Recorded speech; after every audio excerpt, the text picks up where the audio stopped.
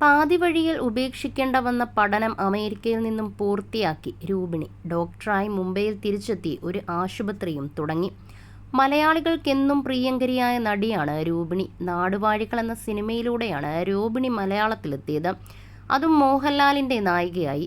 മോഹൻലാലിനൊപ്പം മാത്രമല്ല, മെഗാസ്റ്റാർ മമ്മൂട്ടിക്കും സുരേഷ് ഗോപിക്കും ഒപ്പമെല്ലാം തിളങ്ങിയ രൂപിണി മുംബൈക്കാരിയാണ്. കോമൾ എന്ന പേരു മാറ്റിയാണ് രൂപിണി എന്ന പേരിൽ സിനിമയിൽ മിന്നിത്തിളങ്ങിയത്. മനം കവർന്ന ഗാനം രാവിൻ പൂന്തേൻ തേടും പൂങ്കാറ്റെ, ആടിപ്പാടാൻ നീയും പോരാമോ. ഈ ഗാനം ഇന്നത്തെ തലമുറയ്ക്കും പ്രിയമാകുന്നതിനും കാരണം രൂപിണിയുടെ കൂടി അഭിനയ മികവാണ്. താരത്തിൻ്റെ വിശേഷങ്ങളിലേക്ക് ബാലതാരമായാണ് അഭിനയ രംഗത്തേക്കെത്തിയത്. തെന്നിന്ത്യയിൽ തിരക്കുള്ള നായികയായി മാറിയ രൂപിണിയുടെ ജീവിതം മാറിമറിയുന്നത് വിവാഹത്തോടെയാണ്. ഹിന്ദിയിലും തമിഴിലും കന്നഡയിലും തെലുങ്കിലും മലയാളത്തിലും നിരവധി സിനിമകളുടെ ഭാഗമായ താരം വിവാഹത്തോടെയാണ് അഭിനയ രംഗം വിട്ടത്. എങ്കിലും പഠനത്തിൽ പൂർണ്ണ ശ്രദ്ധ ചെലുത്താനും അമേരിക്കയിൽ പോയി വിദ്യാഭ്യാസം പൂർത്തിയാക്കാനും അവർക്ക് സാധിച്ചു. 1975 മുതൽ സിനിമാ ലോകത്തേക്ക് വന്ന രൂപിണി ഇന്ന് 55 വയസ്സോളം പ്രായമുണ്ട്. 1989 മോഹൻലാൽ നായകനായ നാടുവാഴികൾ എന്ന സിനിമയിലൂടെ രൂപിണി മലയാളത്തിലെത്തിയത്. 95 ശേഷം സിനിമയിൽ നിന്നും ഒരു വലിയ ബ്രേക്ക് എടുത്ത താരം 2020 ടെലിവിഷൻ പരമ്പരയിലൂടെയാണ് മടങ്ങിവരവ് നടത്തിയത്.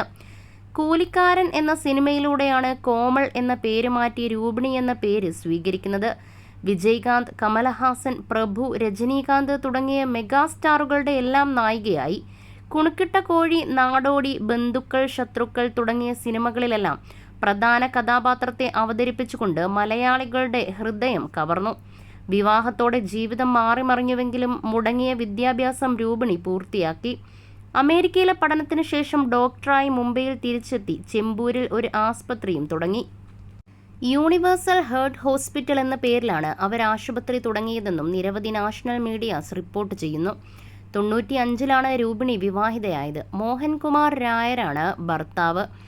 എന്നാൽ 2003 ഈ ബന്ധം വേർപിരിയേണ്ടി വന്നെന്നാണ് റിപ്പോർട്ടുകൾ.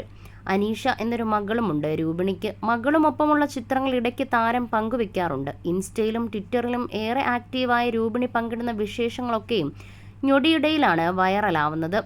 മുംബൈയിലെ ഒരു വലിയ കുടുംബത്തിലാണ് കോമൽ മഹൂവ്കാർ എന്ന രൂപിണി ജനിച്ചത്. അച്ഛനൊരു അഭിഭാഷകനും അമ്മയൊരു ഡയറ്റീഷ്യനുമായിരുന്നു. 4-ാം വയസ്സിൽ മുംബൈയിലെ ലച്ചു മഹാരാജിൽ നിന്ന് രൂപിണി നൃത്തം പഠിക്കാൻ തുടങ്ങി. ഭരതനാട്യം, കുച്ചിപ്പുടി, ഒഡീസി, കഥക് എന്നിവയുൾപ്പെടെ എല്ലാത്തരം ക്ലാസിക്കൽ നൃത്തങ്ങളും ചുരുങ്ങിയ സമയത്തിനുള്ളിൽ അവർ പഠിച്ചു.